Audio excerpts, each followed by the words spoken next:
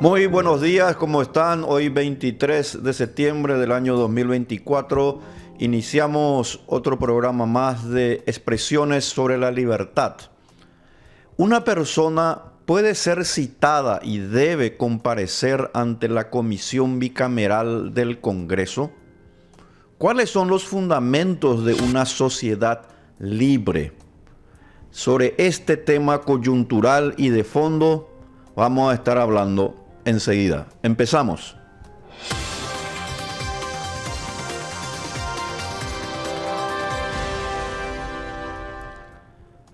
La Comisión Bicameral del Congreso se crea a través de una normativa de orden constitucional.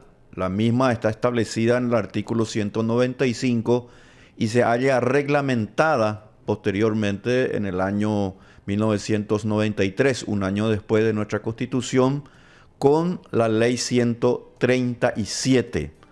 La Comisión Bicameral del Congreso, y así como vamos a estar viendo allí precisamente en pantallas, precisamente tiene como objetivo la investigación de ciertos temas que guardan relación con el interés de nuestro país. Y de esa manera nosotros lo que hemos avanzado en cuestiones de las normativas constitucionales en el Paraguay, me refiero, por supuesto que tenemos la posibilidad de hacer un análisis, porque este es un tema candente al día de hoy.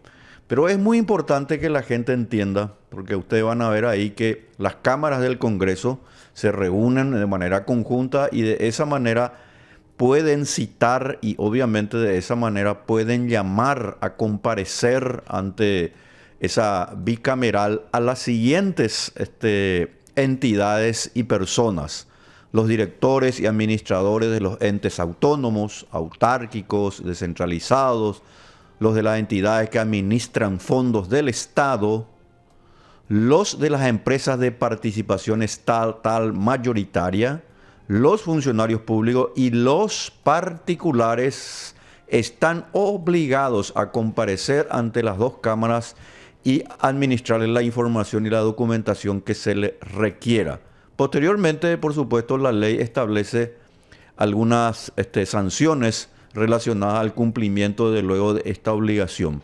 ¿Por qué estoy colocando aquí? Voy a tratar un poco de desentrañar esta cuestión.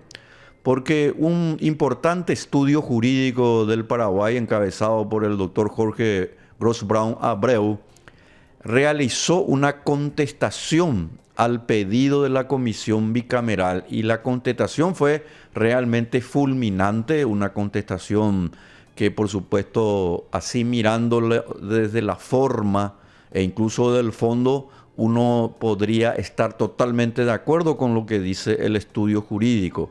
Y en este caso ellos dicen que la Comisión Bicameral no tiene ningún derecho de solicitarle a ellos, a ese estudio jurídico, la información porque son de carácter privado, cuestiones que por supuesto están también establecidas en la Constitución, es decir, todo aquello que guarda relación con la confidencialidad de los documentos privados no pueden ser solicitados, en este caso por una organización bicameral del Congreso, sin antes haber pasado obviamente por los tribunales. Punto número uno, condición número uno. Y la condición número dos es que obviamente tiene que estar relacionado a un tema en particular. ¿Cuál es el objetivo, en este caso, de la bicameral? La bicameral tiene que expresarse de manera clara e indubitable sobre el motivo por el cual está llevando a cabo esa investigación y por qué le solicita, en este caso concreto, a un estudio jurídico privado que le envíe las informaciones correspondientes a un caso que, de acuerdo al estudio jurídico, que es un importante estudio jurídico conformado por varios abogados de fuste, ellos dicen que no pueden de ninguna manera, en este caso la Comisión Bicameral, estar citándole y pidiéndoles documentos, porque como ya le dije, son absolutamente privados y se refiere a un trabajo que llevó a cabo ese estudio jurídico con relación a algunas sugerencias para llevar a cabo algunas reformas, algunos cambios en el tratamiento de los expedientes que son llevados a la Corte Suprema de Justicia, para que de ese modo la Corte Suprema de Justicia lo pueda estudiar y de luego, ¿por qué no?, a comprobar que exacta, digamos, ese dictamen de este grupo de abogados y de esa manera ponerlo en práctica. O sea, lo que está muy bien es lo que quiere hacer el estudio jurídico. Ahora, ¿por qué la bicameral le solicita? Porque de acuerdo a la bicameral, aquí hay dinero no solamente de la USAID, que es la organización del gobierno de los Estados Unidos, que les otorgó, por cierto, millones de dólares, en este caso al estudio jurídico, para llevar a cabo ese trabajo. Hasta ahí podríamos decir que hay una suerte de ventaja en el análisis que hacen los abogados del estudio jurídico. El problema es que todo parece indicar, y la información que tienen los miembros de la comisión bicameral, es que también hay dinero del gobierno paraguayo, o en este caso del Estado paraguayo.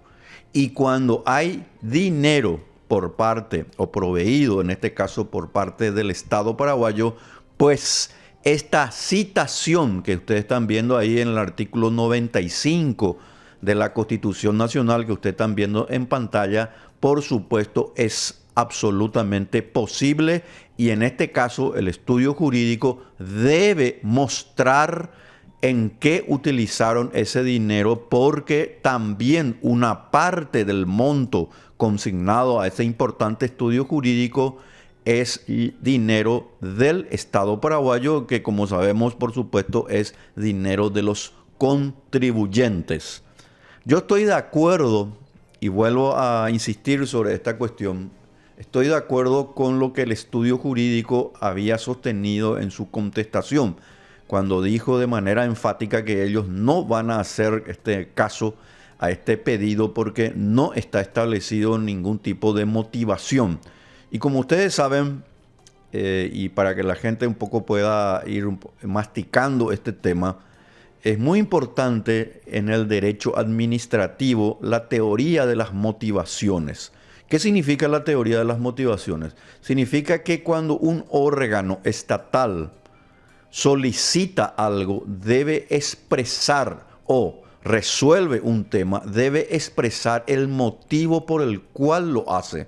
En consecuencia, de acuerdo al estudio jurídico, esa motivación no existe y por tanto no puede en ningún modo la bicameral del Congreso, que está conformada de acuerdo a lo que establecen nuestras normativas por senadores y diputados con carácter permanente o transitorio en este caso, para temas relacionados de interés nacional.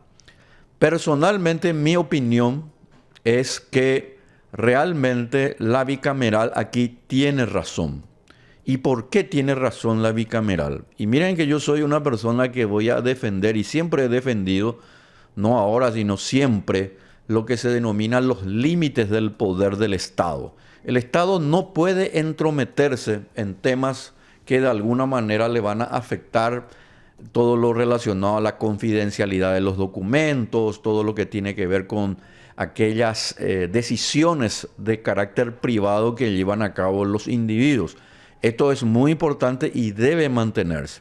Ahora, existe una cuestión allí que empieza a cambiar cuando una entidad, una organización privada, una persona física o una persona jurídica privada utiliza el dinero del Estado, el dinero de los contribuyentes, y por tanto la obligación es de suyo. Es decir, está obligada esa persona jurídica o física a informar sobre tal monto de dinero y de la actividad que está llevando a cabo o en su caso llevó a cabo. Este es un punto importante en cuanto se refiere al Estado de Derecho. Y esto es lo que se estudia hasta hoy en día y ya tiene carácter incluso doctrinario. Ahí nosotros podemos, por ejemplo, estudiarle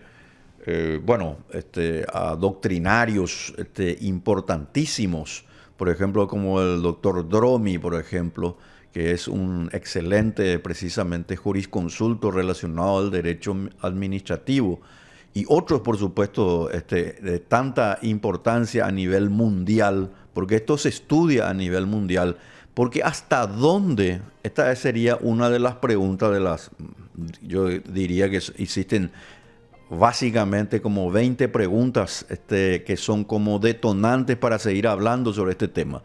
Pero a modo de expresarle aquí al público una pregunta de esas 20 aproximadamente que existen, les puedo decir lo siguiente.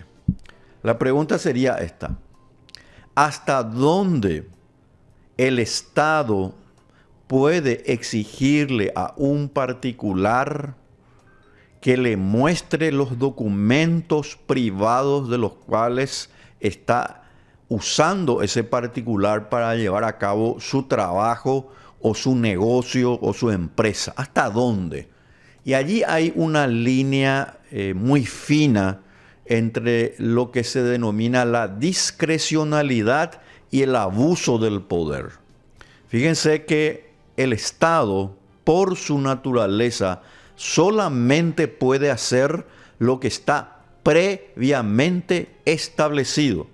Y ustedes habrán visto ahí precisamente en pantalla el artículo 95, que incluso los particulares están obligados a ser parte, como están viendo nuevamente ustedes ahí, a comparecer ante esa bicameral, ante las dos cámaras, y suministrarle de esta manera la información y las documentaciones que se requieran.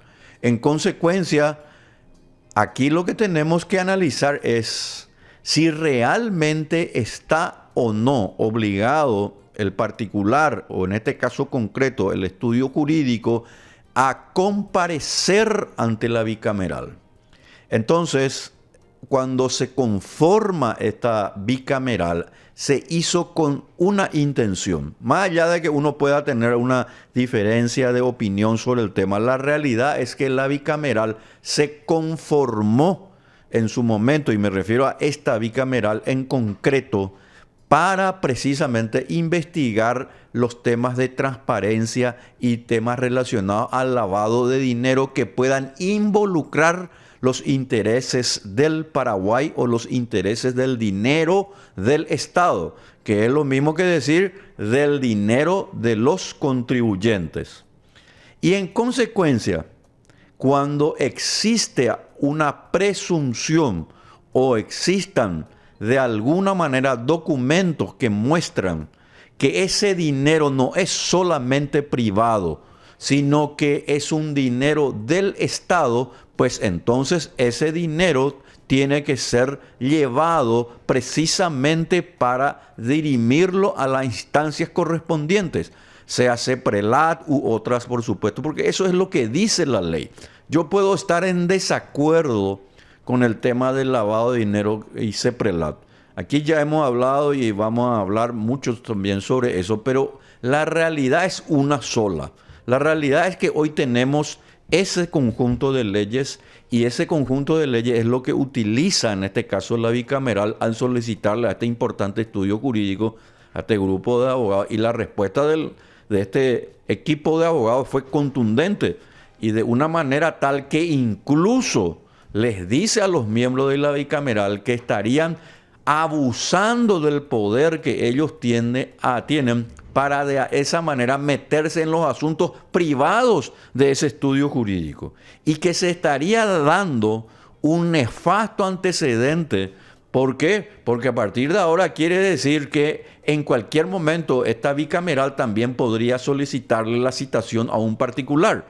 Desde luego que nadie puede aceptar que el Estado o en este caso la bicameral del Congreso, le solicite sin ningún tipo de normativa o de base legal a un particular que le muestre sus documentos o el dinero que está usando para un determinado proyecto, como el que les había citado, referido a mejorar el tema de los expedientes relacionados a la Corte Suprema de Justicia. El tema está que este grupo de abogados, todo parece indicar que utilizaron también, además del dinero del gobierno de los Estados Unidos a través de la USAID, que es la organización del gobierno de los Estados Unidos para precisamente promover estos cambios en los países y en nuestro país, que me parece bien que de alguna manera se quieran hacer algunos cambios, y qué bien nos haría de luego en el tribunal, porque si hay algo que en el tribunal no funciona de ninguna manera es precisamente eso.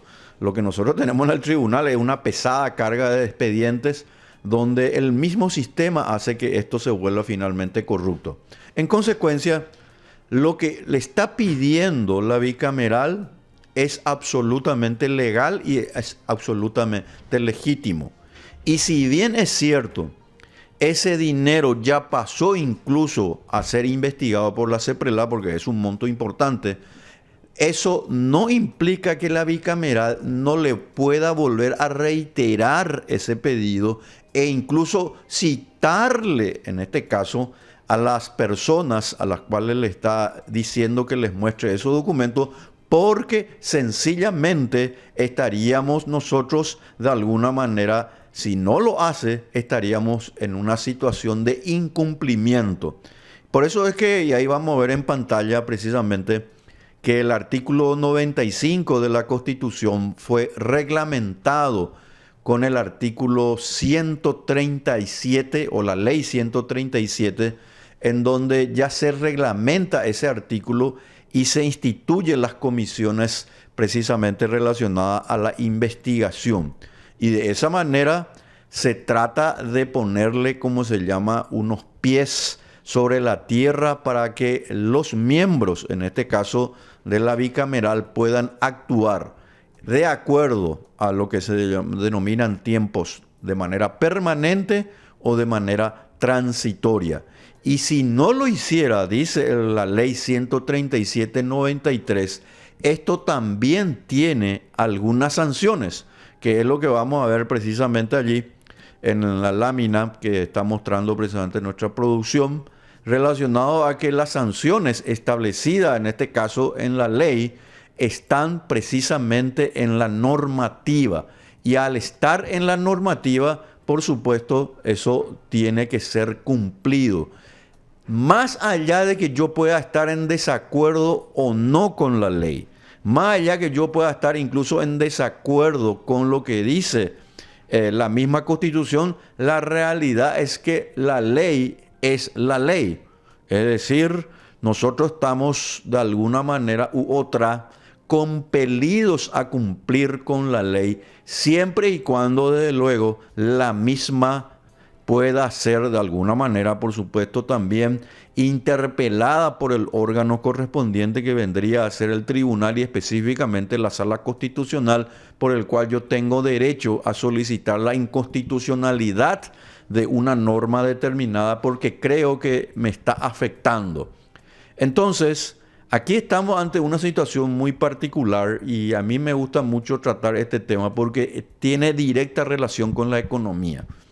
Porque el grupo de abogados, que son muy importantes, todos ellos recibidos en los Estados Unidos, recibidos en Harvard y en otros grupos de importantes compatriotas paraguayos que han conformado un estudio jurídico, dicen que si insiste la bicameral del Congreso, este caso va a ser remitido a instancia internacional, incluso va a ser enviado a la Comisión Interamericana de Derechos Humanos para que la sociedad mundial se dé cuenta de que en el Paraguay no existe Estado de Derecho, exponiéndole al Paraguay a una situación embarazosa, dicen los abogados, que de alguna manera, y esto ya es mío, esta ya es una opinión mía, porque obviamente una situación como esta, expuesta en los órganos internacionales, le podrían de alguna manera afectar el grado de inversión. Y en consecuencia, nosotros estamos ante una situación de la que no podemos dejar de opinar. Y este programa y este espacio, por supuesto, lo hace sabiendo desde luego que esto tiene lo que se denomina un riesgo. Cualquiera de nosotros sabe que una exposición internacional donde la propia Comisión Bicameral del Congreso estaría de alguna manera abusando de su poder, le cae esto como un balde de agua fría al Paraguay y al gobierno que tanto esfuerzo está haciendo luego de haber obtenido el grado de inversión que lo vamos a ver desde el año que viene. Mi opinión, en consecuencia, es que la bicameral tiene razón en solicitar esa documentación. Y no se trata de personificar o de dar nombre de quiénes son las personas que están allí conformando esa bicameral. Porque si vamos a ir por los nombres, entonces ahí vamos a entrar en otro tema. La realidad es que la Comisión Bicameral del Congreso, conformado por senadores y diputados, está establecido, esa comisión está establecida en el artículo 195 de nuestra ley fundamental y se haya reglamentada esa normativa en la ley 137. Por tanto, un particular, privado, persona física o jurídica, puede ser citado para comparecer ante esa bicameral. Yo, como particular, lo que puedo aducir es que no existen las causales para que yo comparezca y voy a demostrar que esa comparecencia es absolutamente ilegítima. Esa es la defensa que se debería establecer aquí. Y que les hago responsables a los miembros de la bicameral de cualquier daño y perjuicio que se le pueda dar a mi estudio jurídico y también a mis empleadores, es decir, a mis clientes, que se haga conocer información que no es de interés del Paraguay y por lo tanto está fuera del control, en este caso, de esa bicameral. Pero es aquí que esta situación no es como la que están diciendo los abogados de este estudio jurídico, sino que ellos lo que deben hacer es sencillamente, miren señores, e incluso le haría todavía mejor su posicionamiento y le van a dejar offside, le van a dejar totalmente fuera de cancha, lo van a dejar ahí lamentándose así sin ningún tipo de argumento a la propia bicameral. Se dicen, venimos a presentarnos y a decirles que ustedes están equivocados. Ustedes, miembros de la comisión bicameral, están equivocados y estos señores, por haber abusado del poder que ustedes tienen, que no está en la Constitución, por cierto, el abuso del poder es contrario al principio de la legalidad constitucional, pues ahora nosotros le vamos a demandar y ustedes lo van a pagar. Lo van a pagar ustedes con su dinero. Y que no sea ahora la demanda contra el Estado solamente, porque en realidad ese es un tema también que nosotros aquí tenemos que tomar en cuenta y que viene precisamente para analizar sobre las cuestiones de las demandas al Estado. La responsabilidad, señores, tiene que ser del funcionario. Es decir, la persona o las personas que resolvieron un tema que atenta contra la vida, la libertad y la propiedad de un ciudadano, desde luego, en el caso de ser probado su daño o la lesión provocada al particular, pues el dinero de la indemnización tiene que salir del bolsillo del funcionario. No ya eso de esconderse tras el presupuesto público para que al final el dinero salga en concepto de indemnización de parte nuevamente de los contribuyentes, porque entonces es demasiado fácil que el funcionario realice cualquier tipo de desmán, abuse del poder, robe, etcétera, tenga riqueza mala vida y luego se le demanda y recurre que finalmente es protegido por el mismo Estado, que al final es lo que hace generalmente. Por tanto, este es un tema fundamental que está hoy en el tapete de la realidad jurídica económica. Y aquí es donde es muy importante tomar en cuenta lo siguiente. La política, señora, señor, está íntimamente relacionada a la economía. Y la economía, a su vez, está directamente involucrada de una u otra manera con la política. No son compartimientos estancos. La gente cree que la política se mueve por aquí y la economía se mueve por allá. No es así. todo lo que haga el Estado en carácter político, sus decisiones de carácter normativo, el cumplimiento que hace de la Constitución o de la ley, la conformación de una comisión bicameral que es evidentemente y eminentemente una decisión política, y está bien que lo sea así porque la Constitución así lo establece, tiene también un correlato, tiene un efecto sobre la economía. Porque si la bicameral, y esto es muy importante, y les digo esto a los miembros de la bicameral también, por supuesto, si la bicameral no muestra prudencia, si la bicameral empieza a meter sus narices más allá de lo que establece el artículo 95 de la Constitución y más allá de lo que establece la ley 137 que reglamenta la norma constitucional, pues señores, estaríamos en un problema cuyo efecto va a ser precisamente económico. Porque ¿quién va a venir a invertir en un país donde una bicameral empieza de alguna manera a tener no un carácter discrecional, sino un carácter abusivo?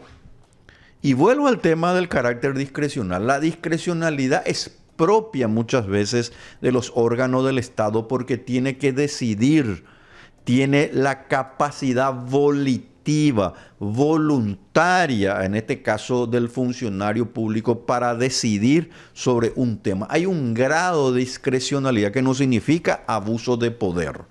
Cuando, por ejemplo, se presenta en una licitación, se presentan dos o más empresas y una de ellas tiene el menor precio, ofrece menor precio para realizar, por ejemplo, una obra. Y ocurre que la otra empresa, es cierto, tiene y ofrece cobrar más, en este caso, más precio, pero tiene mayor experiencia y por lo que se nota parecería que va a ser mejor la obra.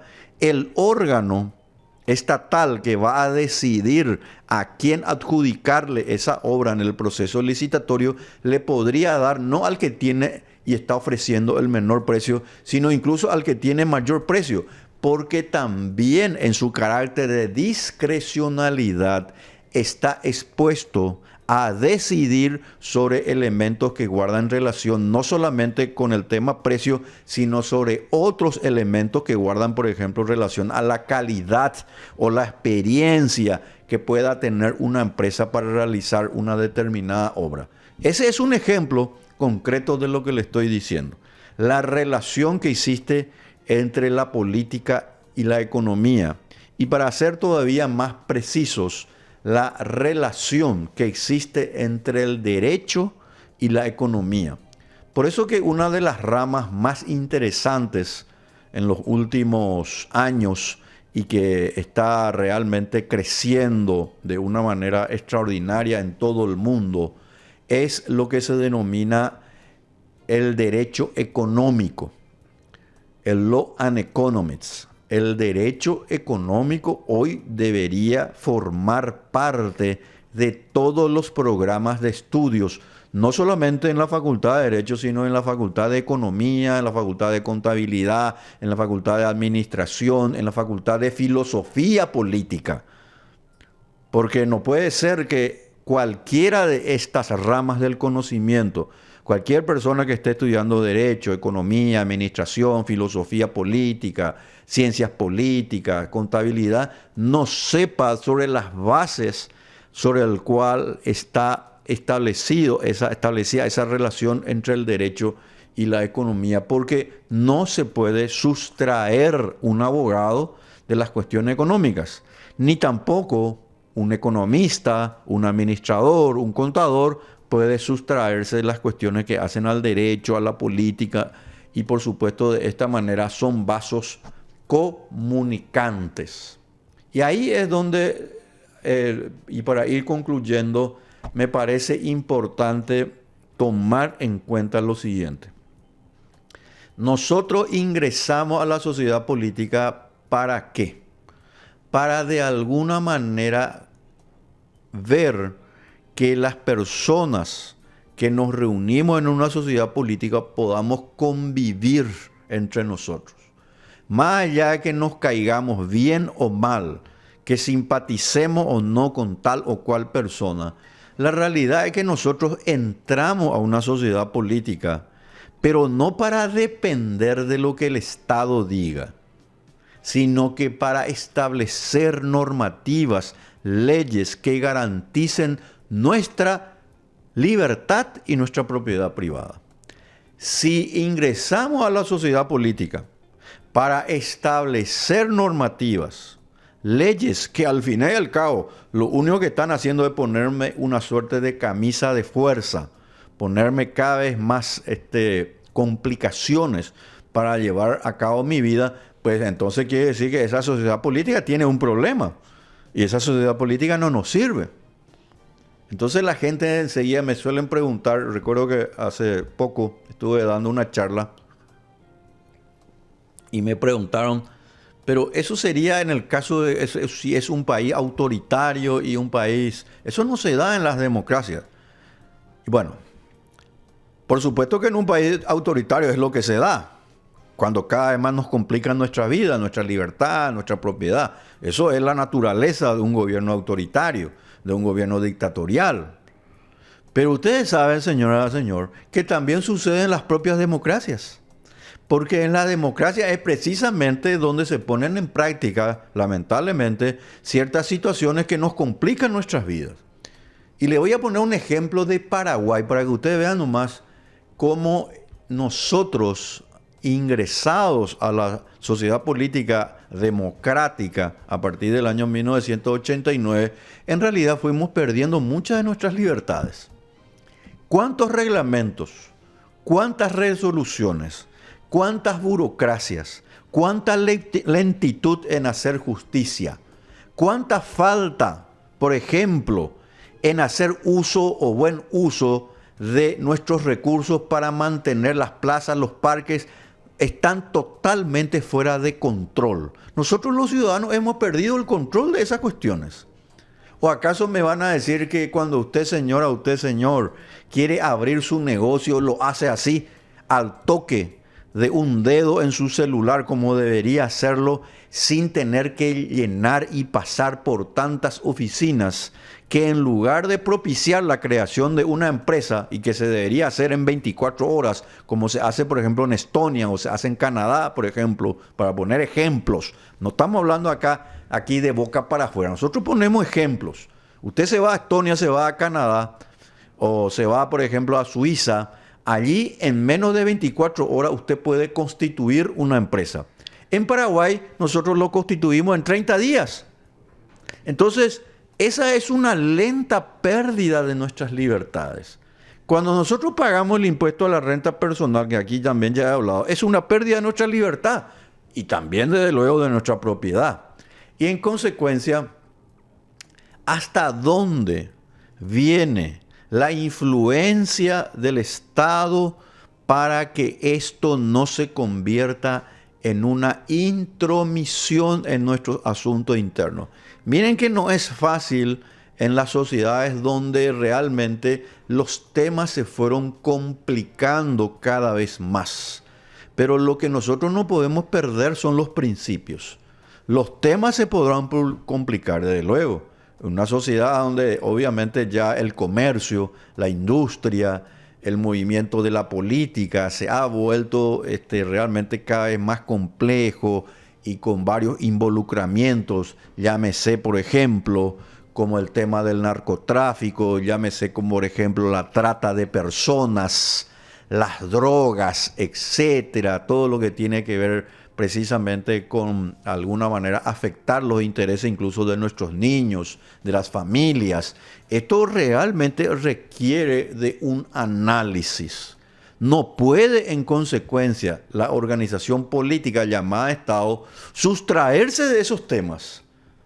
Porque usted, señora, usted, señor, que lo único que quiere es trabajar, estar en su casa para hacer lo mejor para su familia, no puede estar dedicándose precisamente a, de alguna manera, a evitar que haya crímenes. Usted ya no puede dedicarse a eso porque no tiene el tiempo. En las sociedades donde realmente esto todavía se podía hacer hace varios, incluso siglos atrás, eso era totalmente posible. Entonces le designábamos ahí al señor tal o al joven tal porque tenía ciertas características y lo designábamos el comisario. Le denominábamos el comisario allí, mire señor, nosotros le vamos a pagar. Incluso todavía se da en ciertos lugares donde por cierto todavía hay una suerte de afabilidad o contacto permanente entre los miembros de una comunidad. Puede ser una compañía que aquí le denominamos en Paraguay. Ahí, por ejemplo, nosotros le podemos, y se hace todavía, y no es que esté mal eso, no está mal eso. Designarle a una persona, mire, nosotros queremos que usted venga a convertirse aquí en la persona que va a cuidarnos. ¿Y qué es lo que usted va a cuidar? Bueno, le designamos a ese señor para que cuide, en este caso, nuestras haciendas. Que ninguna persona pueda ser secuestrada, que ninguna persona pueda de alguna manera ser raptada, que ninguna persona pueda ser violada, que no se ingrese en su propiedad para que no haya una invasión. O si hay una invasión, por supuesto, se le saque inmediatamente a ese invasor. Entonces le decimos al fulano de tal, mire señor, nosotros creemos que usted tiene esos requisitos. Usted es una persona que conoce, no hay necesidad que por supuesto sea un doctor en derecho ni nada por el estilo, pero es una persona que conoce la ley. Nosotros creemos que usted va a cumplir en darnos seguridad y le vamos a dar una suma de dinero por tomar en cuenta esto que nosotros le estamos diciendo. Y ese es el contrato político. El contrato político le dice a la persona quien nos representa qué es lo que debe hacer. Esa persona llamada funcionario público, el comisario, el secretario, el legislador, el intendente, el presidente, el vicepresidente, el ministro, sea quien sea ese funcionario público, solamente puede hacer lo que está expresamente establecido en la normativa. Esa es la esencia del derecho público. Y está bien que sea así, porque obviamente, a diferencia del derecho privado, se puede hacer todo lo que no está prohibido. Esa es precisamente la diferencia. Un particular puede hacer todo lo que quiera, a menos que por supuesto esté violando la ley. En cambio, el funcionario público se rige por otro principio. El principio, la norma de que no puede hacer si no está autorizado previamente. Porque si no, estaríamos ante un caso que se llama abuso de poder. Está, en consecuencia, la Comisión Bicameral del Congreso, conformada por senadores y diputados, haciendo abuso del poder en este tema en particular al solicitar información y citarle a comparecer ante esa bicameral a mostrar sobre el dinero que recibió, siendo ese dinero público del Estado paraguayo, es decir, de los contribuyentes. Esa es la pregunta. En todos los países en donde las áreas cada vez más complicadas de la vida se han realmente hecho cada vez más complicadas y difíciles, todos los países tienen sus comisiones bicamerales, en donde obviamente la fuerza de esa comisión bicameral tiene la potestad de investigar, pero no hacer cualquier tipo de investigación. Permanentemente debe estar reglada su conducta. Esa es la diferencia precisamente entre el principio de legalidad constitucional y lo que está en contra de ese principio. El principio de legalidad constitucional dice que la conducta o las normativas y decisiones, en este caso de los funcionarios, deben estar regladas de manera clara, transparente en alguna normativa. En primer lugar, debe estar autorizada ¿dónde? En la Constitución Nacional. Luego, la ley, los reglamentos. Esto es muy importante. Por supuesto, después están los reglamentos, que son decisiones de carácter administrativo de menor rango.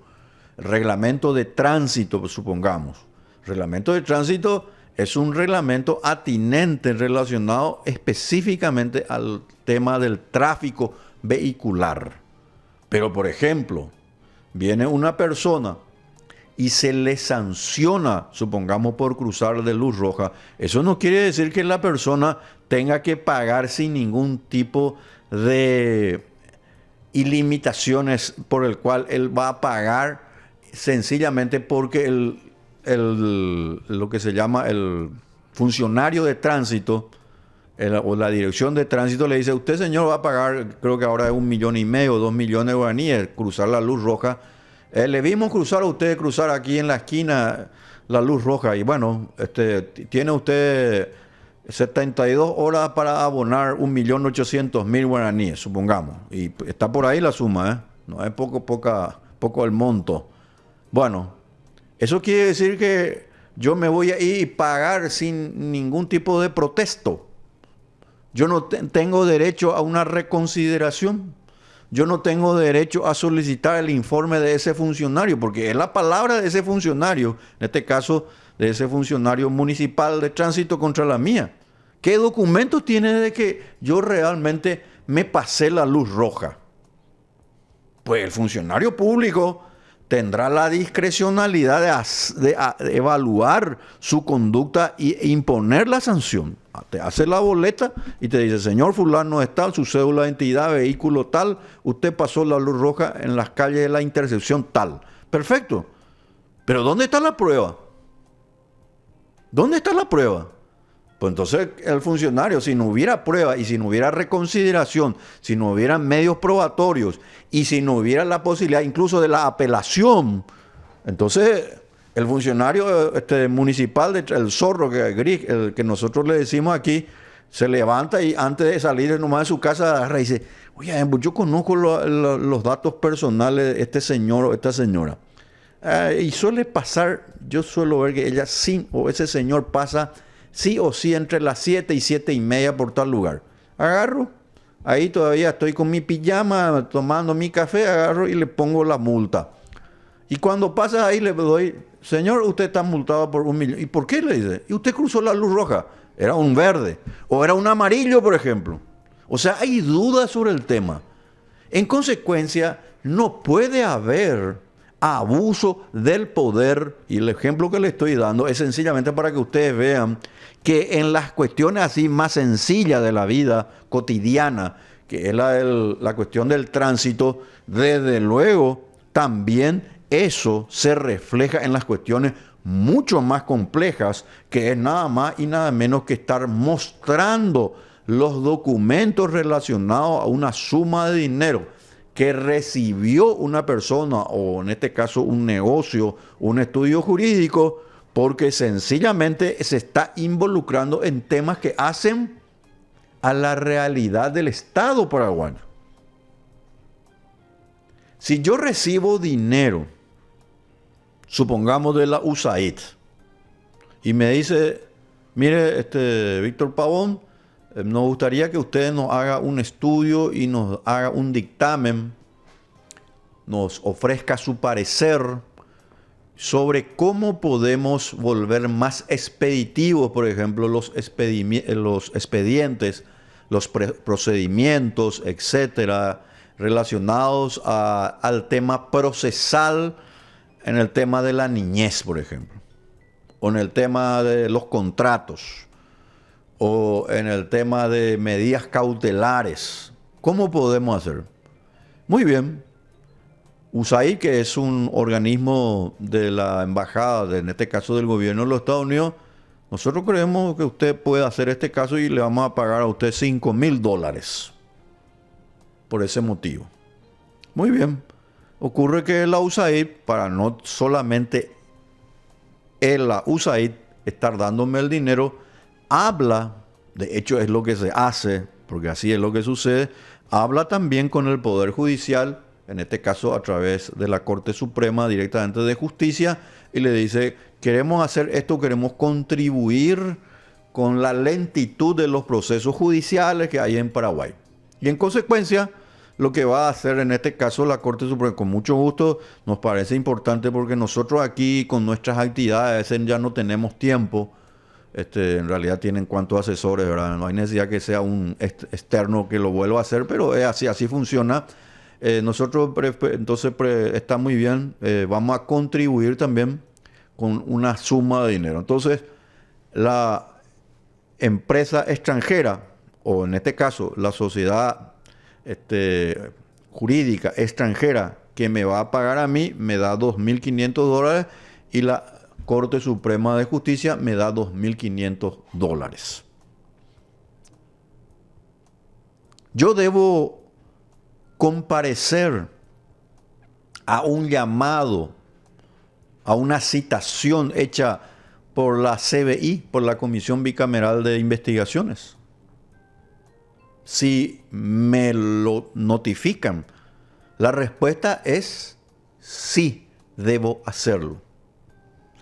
Porque si hubiera sido un dinero de una empresa privada que me paga a mí para hacer un trabajo, desde luego que esa citación sería incorrecta.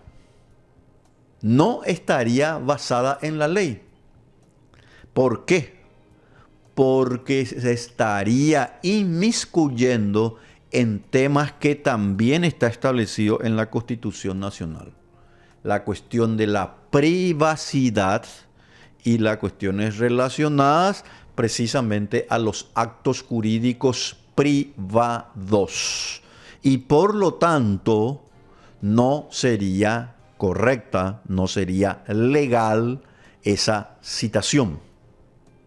Pero he aquí que la cuestión cambia cuando aún yo recibiendo un dinero del sector privado, le entrego mi trabajo a la Corte Suprema de Justicia y la Corte Suprema de Justicia, en este caso, en este segundo caso, la Corte no me da mi dinero.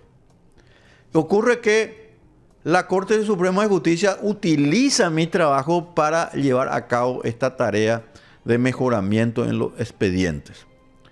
¿Debo o no comparecer y expresar mi respuesta correspondiente ante la CBI? Y la respuesta es sí. Para mí es afirmativa, porque se inmiscuye, aun siendo un dinero privado, en un tema que va a afectar al interés, en este caso, de la sociedad política llamada Estado paraguayo. Y ahí nos vamos al tema más de fondo todavía, que tiene que ver con una realidad que nosotros no podemos dejar de lado y que tiene que ver con las ONGs. Ocurre que hay un proyecto de ley, y fíjense qué interesante este tema, porque a mí siempre me llama la atención que gente que se dice que habla a favor de la libertad, etcétera, o de la propiedad, dice que ellos no pueden ser controlados ni deben ser transparentes, no deben mostrarse transparencia cuando se hace uso del dinero que guarda relación con los intereses del Estado. Y ocurre que ese dinero viene, por ejemplo, de un organismo internacional interesado en modificar la relación que existe entre los padres y los hijos. Pongo nomás ese ejemplo. O que tenga relación con la educación paraguaya, por ejemplo.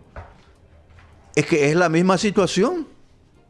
La Comisión Bicameral de Investigación, en consecuencia, también está obligado por la Constitución Nacional, así como estábamos viendo anteriormente en pantalla, artículo 95, y su reglamentación, artículo 137, a que la Comisión Bicameral, que ustedes están viendo ahí precisamente la norma constitucional, la bicameral le cite o me cite a mí en este caso, o al cual hablábamos anteriormente, el estudio jurídico, para que muestre de dónde finalmente salió el dinero y en qué se utilizó, porque es ya de un interés del pueblo paraguayo. ¿Y por qué de interés del pueblo paraguayo? Porque obviamente, al parecer, y todo muestra que también hubo dinero por parte de la propia Corte Suprema de Justicia otorgándole este monto o un monto de dinero a este grupo de abogados.